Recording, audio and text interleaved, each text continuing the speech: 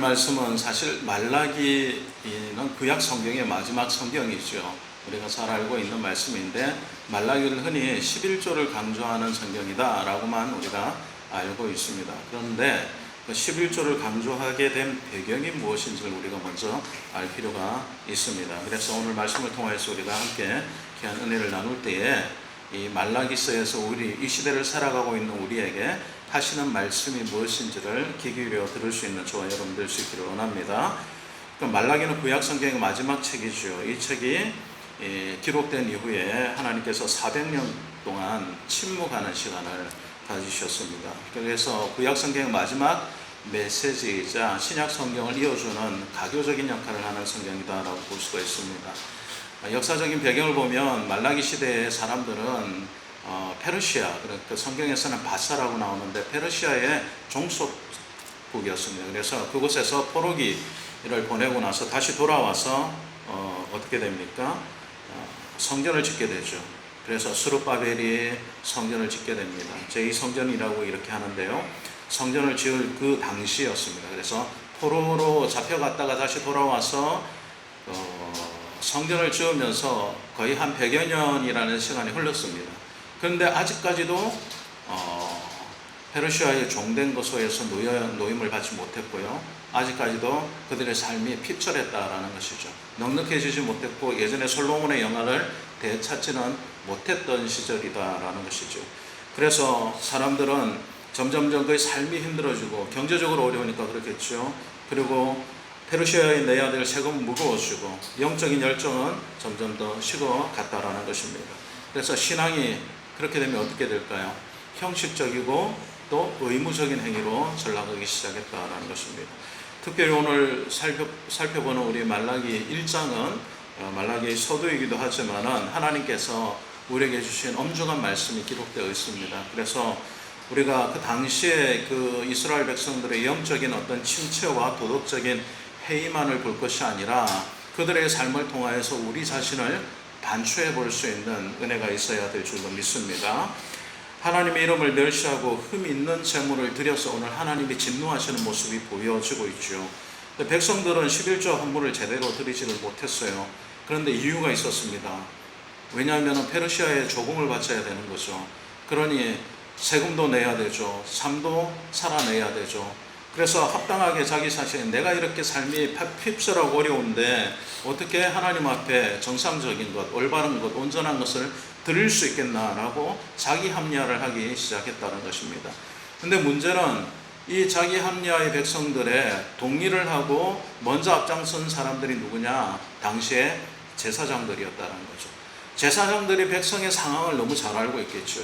물론 심정적으로 동의가 되었을 수도 있지만 제사장들도 타락했기 때문에 백성들이 좋은 것을 가져오면 어떻게 했을까요? 자기 것으로 삼고 그 중에 흠 있는 것을 하나님께 드리는 그런 일들이 행행했다라는 것이죠. 그래서 영적인 침체와 도덕적 해이는 같이 찾아옵니다. 우리가 하나님 말씀을 믿는다라고 하지만 우리의 삶이 도덕적이지 못하다면 영적인 것도 정상적이지 못하다라고 우리가 볼 수 있는 거죠. 그래서 우리 삶에 영적인 해이가 찾아오면 또 어떤 게 찾아올까요? 도덕적 해이도 찾아온다는 거죠. 그래서 우리가 두 가지를 다 겸비할 수 있어야 됩니다. 그래서 올해 우리의 교회의 표가 뭐죠? 네, 믿는 것과 아는 일에 하나가 되는 성도죠. 그래서 우리가 믿는 것과 아는 것이 하나가 될 수 있는 신행일체의 삶이 우리 가운데 있어야 된다는 거죠. 그냥 영적으로 내가 기도만 열심히 하기 때문에 내 삶은 하나님께서 다 책임져 주실 거야 하고 삶의 회의해서도 안 될 것이고 삶에 너무 몰입하다가 영적인 회의를 가져와서도 안 된다라는 것이죠. 오늘 말라기에 보면은 이스라엘 백성들이 그런 모습들이 비춰지고 있는 것을 볼 수가 있습니다. 하나님 관계가 점점 멀어지고요. 신앙의 본질이 흐려지는 영적인 암흑기가 찾아오고 있어요. 그리고 말라기서를 끝으로 하나님은 400년간 침묵하셨다라고 말씀드렸죠.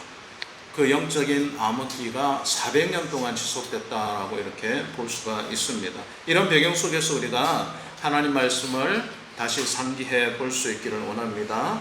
먼저 1장 1절을 보면요, 여호와께서 말라기를 통하여 이스라엘에게 말씀하신 경고라라고 이렇게 이야기하고 있습니다. 경고다. 이건 경고다라는 거예요. 말라기 선지자를 통하여서 하나님께서 경고를 보내시는 거예요. 하나님의 말씀은요, 무거운 아주 메시지가 담겨져 있었습니다. 그런데 그 무거운 메시지를 전하기 전에 하나님께서 어떤 말씀을 하시냐면 2절 말씀에 보면 내가 너희를 사랑하였노라 라고 이렇게 먼저 말씀하고 있다는 것입니다. 자, 사랑하였노라 라는 것은 현재 상태가 아니죠. 어떤 의미입니까? 과거죠. 과거에 내가 너희를 사랑하였다라는 것입니다. 그런데 지금은 어떻다라는 것이에요. 지금은 아니다라는 것을 반증하고 있는 거예요. 왜 아닐까요? 그 이유가 나옵니다. 단순히 하나님께서 사랑했다라는 것 자체가 우리가 생각할 때는 사랑하였노라 라고 했기 때문에 과거에 사랑했지만 지금은 아니야 라고 이렇게 결론을 내려버릴 수 있잖아요. 그런데 그렇지 않다라는 거예요. 성경에서는 사랑하였노라 라는 것은 지속적인 사랑을 의미하는 거예요. 하나님이 과거에서부터 지금까지 앞으로도 계속 너희를 사랑한다라는 것을 전제하고 있다라는 것이에요. 단순히 과거의 사랑이 아니라 현재까지 이어지고 지속적이고 변화없는 사랑을 의미하는 것입니다. 조금만 개인을 낮춰주실래요? 네. 그래서 주께서 근데 이스라엘 사람들이 말하기를 내가 사랑하였다라고 이야기했는데 이스라엘 사람들이 대답하기를 뭐라고 이야기하냐면 뭐라고 얘기하죠? 주께서 언제 우리를 사랑하였나이까? 라고 오히려 반문하고 있다는 거죠. 이거 왜 이런 질문이 나오게 되었을까요? 아니 하나님은 우리를 사랑하셨다면 우리 삶이 이러면 안 되지 않습니까? 라는 거예요. 네. 어떤 겁니까? 내가 삶이 핍절한 이유가 누구 탓이라는 거예요? 하나님 탓이라는 거예요. 하나님이 포로기에서 우리를 놓아줬으면 좀 잘되게 해주셔야죠. 우리나라가 좀 부강하게 해주셔야죠. 경제적으로 핍절하지 않도록 해주셔야죠. 이런 하소연을 하고 있는 거예요. 근데 그 전에 문제는 그들이 먼저 마음이 타락되어 있었다라는 것을 숨기고 있는 겁니다. 핑계를 대고 있는 거예요. 하나님께 하나님 언제 우리를 하나님 사랑했습니까? 하나님 만약에 사랑하셨다면 하나님 내가 이렇게 살면 안 되는 거 아닙니까? 내가 좀 부자로 살아야죠. 내가 좀 넉넉해야죠. 내가 사람들 앞에서 조금 이름 있는 사람으로 높임을 받아야 되는 것 아닙니까? 라고 반문하는 것이죠. 그런데 하나님께서는 그런 기준으로 사랑하였다라고 지금 말씀하는 것이 아니죠. 하나님이 사랑하셨다라는 것은 그들의 삶의 경제적인 문제를 해결해 주셨다라는 기준으로 사랑을 말씀하고 있는 것이 아니라는 것입니다. 그래서 2절 하반절부터 3절을 보면요, 야곱과에서 이야기를 합니다. 하나님께서 뭐라고 말씀하시냐면 나 여호와가 말하노라 에서는 야곱의 형이 아니냐, 내가 근데 야곱을 사랑하였고 에서는 미워하였다라고 이렇게 말씀하고 있습니다. 여기에는 좀 오해될 수 있는 여지의 말씀들이 내포되어 있는데요. 하나님 그럼 누구는 사랑하고 누구는 미워하네? 하나님 편애하시네? 라고 이렇게 생각할 수 있습니다. 근데 여기서 미워하셨다라는 것은 우리의 감정의 혐오하고는 다른 내용입니다. 우리는 미워한다고 하면 저 사람 싫다라는 거잖아요. 저 사람 내가 어떻게 하겠다는 거예요? 앞으로 나오고 관계를 갖지 않겠다라는 거죠. 그런 감정적인 의미가 아니라 여기서 말하는 미워한다라는 것은 하나님의 주권적인 선택을 의미하는 것이죠. 내가 누구를 선택했다라는 겁니까? 에서가 장자이고 에서가 세상적으로 보면 모든 아버지의 재산을 물려받을 수 있는 특권을 가진 사람이었는데 내가 누구를 택했다는 거예요?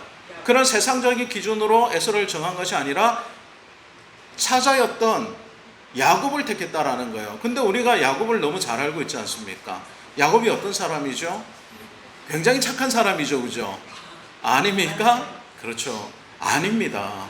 저는 우리 모습을 볼 때 가장 야곱과 많이 닮았다라고 이렇게 생각합니다. 얼마나 사기를 잘 치는지 모릅니다.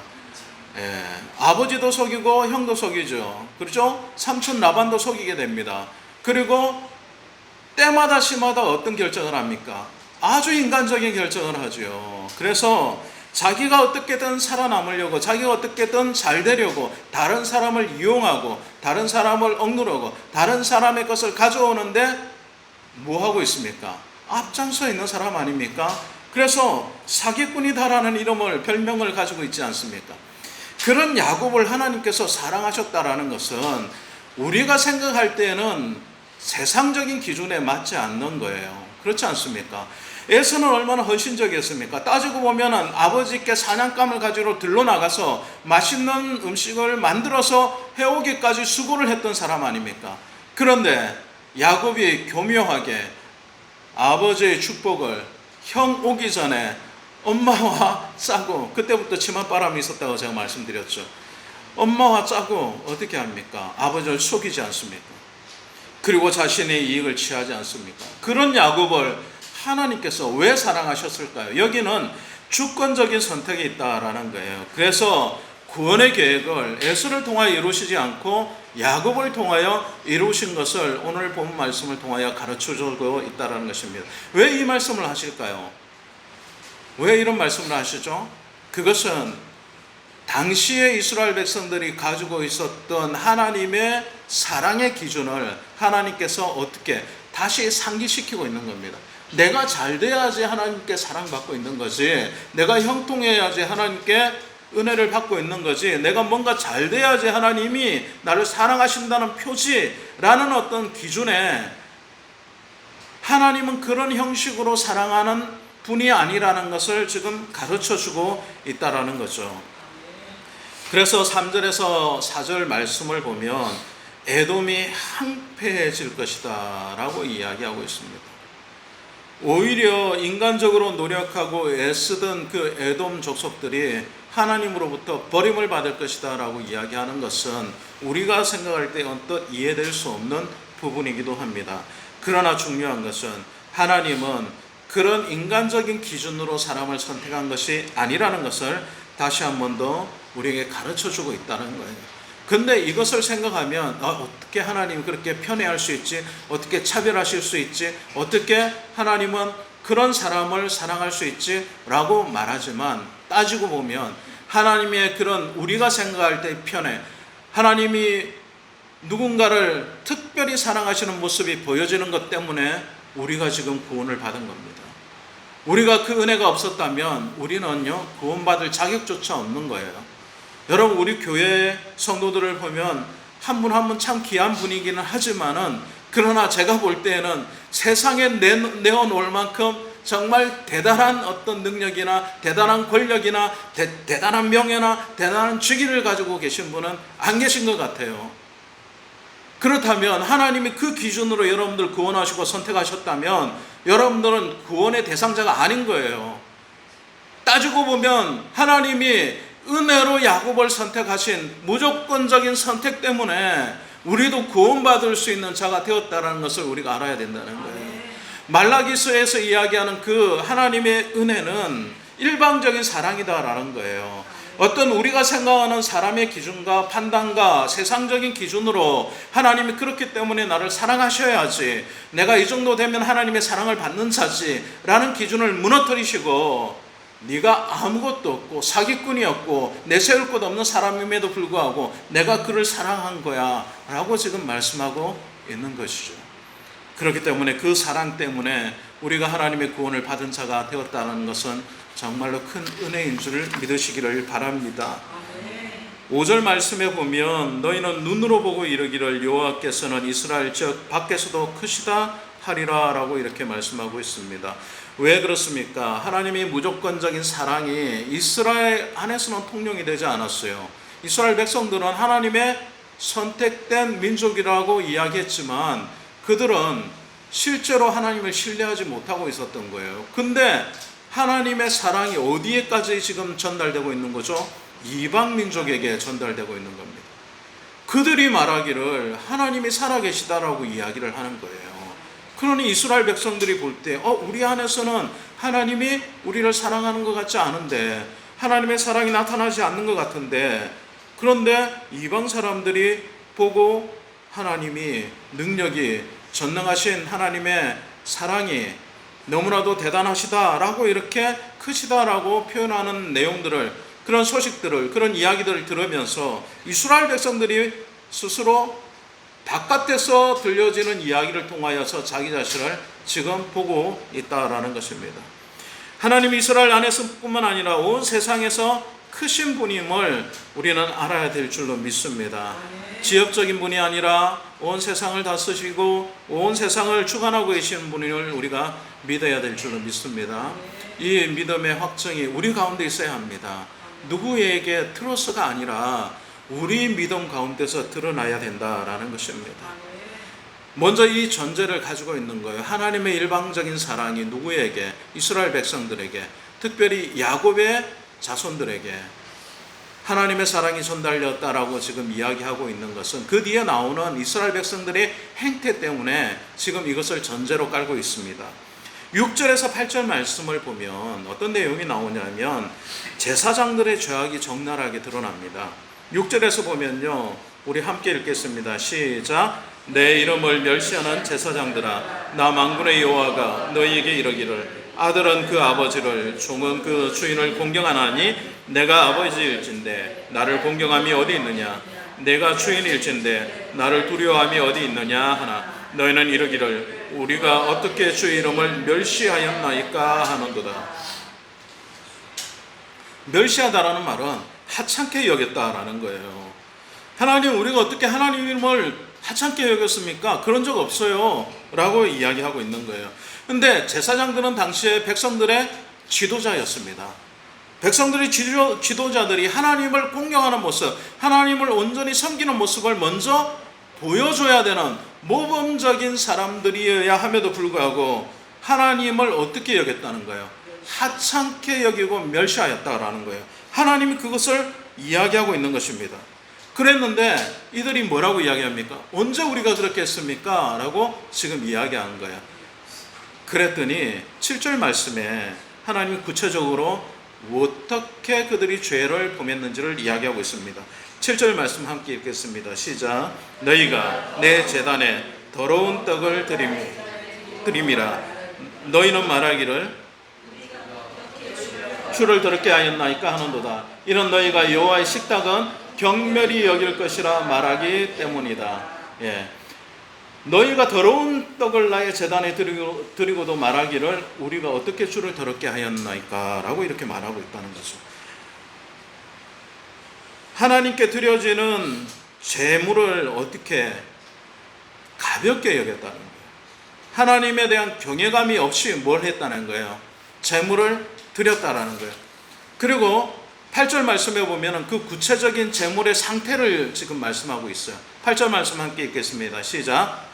만군의 여호와가 이르노라 너희가 눈먼 희생제물을 바치는 것도 아까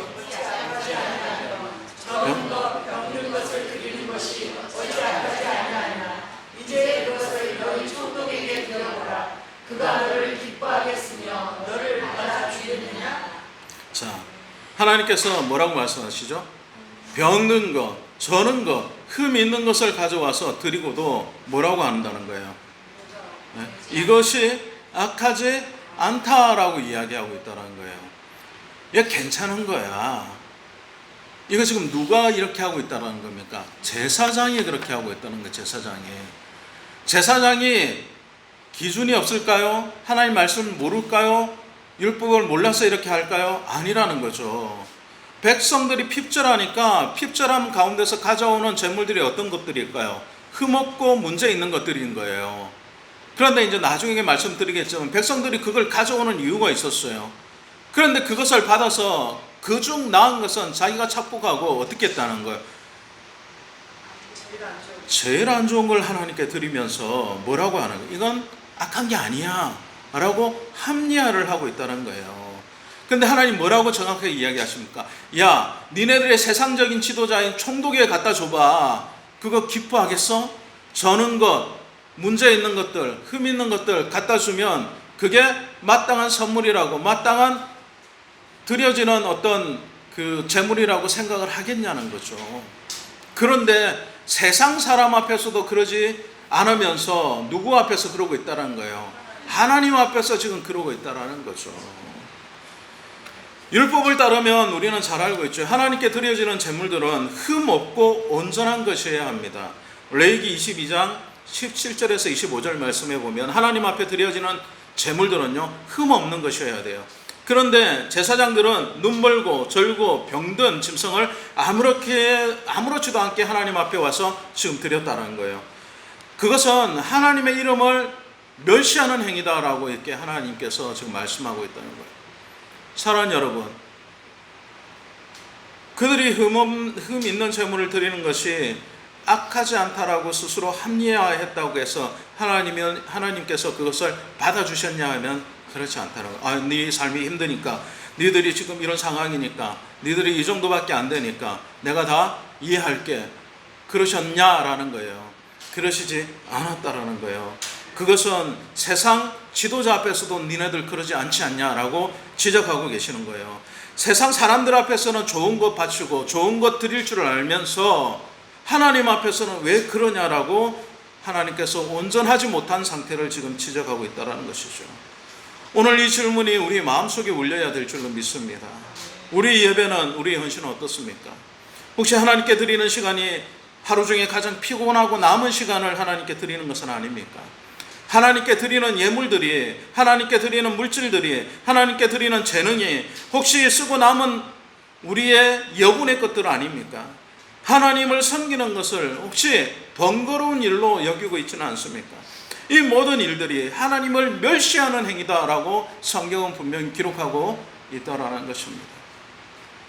사랑하는 여러분, 우리는 경각심을 가져야 합니다. 단순히 우리가 예배드리는 행위가 내가 주일날 하나님 앞에 나왔기 때문에 하나님 다 이해하시겠지, 이 정도 했으면 나는 잘한 거야 라고 스스로 합리하고 있다면 우리 자신을 잘못 보고 있는 것일 수도 있다라는 것이죠. 하나님은 분명히 말씀하세요. 세상의 지도자들 앞에서도 너희는 그러지 않지 않느냐, 그러면서 하나님 앞에서는 왜 그러냐라고 지금 질문하고 계신 거죠. 우리는 우리 스스로를 돌아보아서 하나님 앞에서 온전한 예배를 온전한 마음으로 하나님께 드릴 수 있는 성도가 되어야 될 줄로 믿습니다. 말라기 1장 9절에서 14절까지의 말씀은요, 이제 제사장들 뿐만 아니라 이스라엘 백성들의 불성실한 예배를 비판을 하십니다. 9절 말씀에 보면은 어떻게 되어 있습니까? 함께 읽겠습니다. 시작. 만군의 여호와가 이르노라, 너희는 나 하나님께 은혜를 구하면서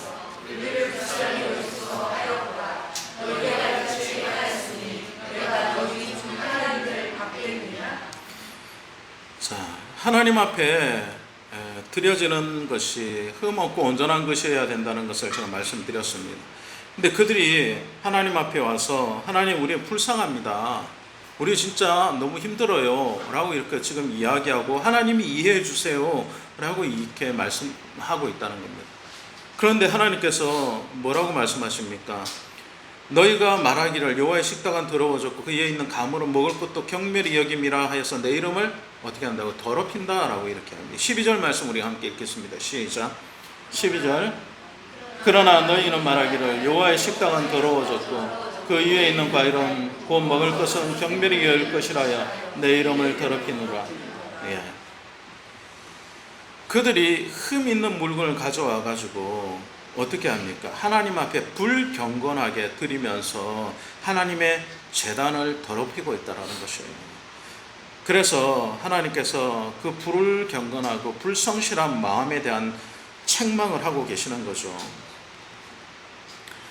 13절 말씀에 보면 그 게으르고 불성실한 마음을 책망을 하시는데요. 13절 말씀 우리 함께 읽겠습니다. 시작. 만군의 여호와가 이르노라, 너희가 또 말하기를 이 일이 얼마나 번거로운가 하며 코숨치고 훔친 물건과 저는 것 병든 것을 가져왔느니라. 너희가 같이 복음물을 가져오니 내가 그것을 너희 손에 받겠느냐, 이는 여호와의 말이니라. 점점 더 심각해지지 않습니까? 그들이 코웃음치고 이 일이 너무 번거롭다라고 이야기합니다. 하나님 앞에 제사 드리는 행위 자체를 번거롭다, 귀찮다 라고 이야기하고 있는 거예요. 그리고 코웃음 친다는 거예요. 뭐 이 정도쯤이야 라는 거예요. 아주 가볍게 여긴다는 거죠. 하나님 앞에 드려지는 예배를 아주 불성실할 뿐만 아니라 가볍게 여기고 코웃음친다라고 이야기하는 것입니다. 그리고 드려지는 재물은 뭡니까? 훔친 물건, 저는 것, 병든 것을 가져왔다라고 지적하고 계시다는 거예요. 하나님 앞에 드려야 될 정상적인 재물을 드리는 것이 아니라 훔친 것, 훔친 것이라는 것은 남의 물건을 도둑질한 것도 포함되지만 사기치고 속인 것도 포함되는 거죠. 정상적으로 내가 소득을 얻은 것이 아니라 다른 사람을 힘들게 하거나 다른 사람을 속이거나 다른 사람의 물건을 그냥 착보가해서 가져온 것을 하나님 앞에 아무렇지도 않게 지금 드리고 있는 모습을 보여주고 있는 것이죠. 그리고 나서 이같이 봉헌물을 가져오니 하나님께서 뭐라고 말씀하시죠? 너희 손에서 이것을 받겠느냐라고 말씀하고 있다는 것입니다. 이것을 받겠느냐라고 말씀하신다는 거예요. 14절 말씀에 보면 다시 한 번 더 위선적인 모습을 보여주는데요. 14절 말씀 함께 읽겠습니다. 시작. 짐승떼 가운데에서 수컷이 있거늘 그 서원하는 일에 흠 있는 것으로 속여 내게 드리는 자는 저주를 받으리니 나는 큰 임금이요 내 이름은 이방 민족 중에서도 두려워하는 것이 됨이라. 만군의 여호와의 말이니라. 아멘. 흠 있는 것을 가지고 와서 마치 하나님이 이것을 모르고 계실 거다라고 속이면서 드리고 있는 모습을 볼 수가 있다라는 것입니다. 그래서 10절 말씀에 보면 이렇게 9절 말씀에는 너희 중에 이같이 드리는 것을 하나님들 받겠느냐 말씀하시고 10절 말씀에 보면 너희가 제단이 헛되이 불사르지 못하게 하기 위해서 내가 성전문을 닫을 자가 있었으면 좋겠다라고 이렇게 말씀하고 계십니다. 차라리 성전문을 닫아서 너의 그런 가정스러운 행위를 하지 못하게 하는 것이 더 낫겠다라고 말씀하고 있다는 것입니다. 오늘 1절 말씀에서 이스라엘을 향하여서 하나님께서 일방적인 사랑을 선포를 하십니다. 내가 너희를 사랑하였노라 라고 이렇게 말씀하셨고, 그런데 이스라엘 백성들이 하나님 언제 우리를 사랑하였습니까? 라고 이야기하면서 우리 삶이 피폐하니 이 정도로 하나님 앞에 드리는 거 하나님도 이해해 주세요 라고 지금 이야기하고 있는 거예요. 그리고 그 정도 드리는 것이 하나님 보실 때 괜찮다라고 스스로를 속이고 있고 하나님 앞에서 코웃음 치면서 가볍게 예배하는 모습들을 우리에게 보여주고 있지 않습니까? 말라기 1장을 통해서 그러나 하나님은 그들을 변함없이 사랑하겠다라고 말씀하고 계세요. 인간적으로 따지면 그런 행위들을 하는 모습이 가증하기 때문에 정말 관계를 단절하고 싶겠죠. 그러나 하나님은 그럼에도 불구하고 그 관계를 단절하지 않으시고 이스라엘 백성들을 끝까지 사랑하는 모습을 보여주고 계십니다.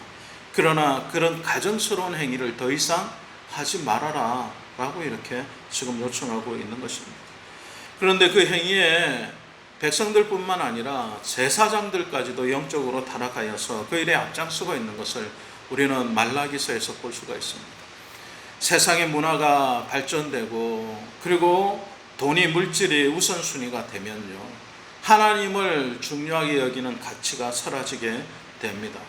그리고 나서 우리는 적당히 하나님 앞에서 타협하며 하나님을 섬기는 선택을 하게 될 때가 있습니다.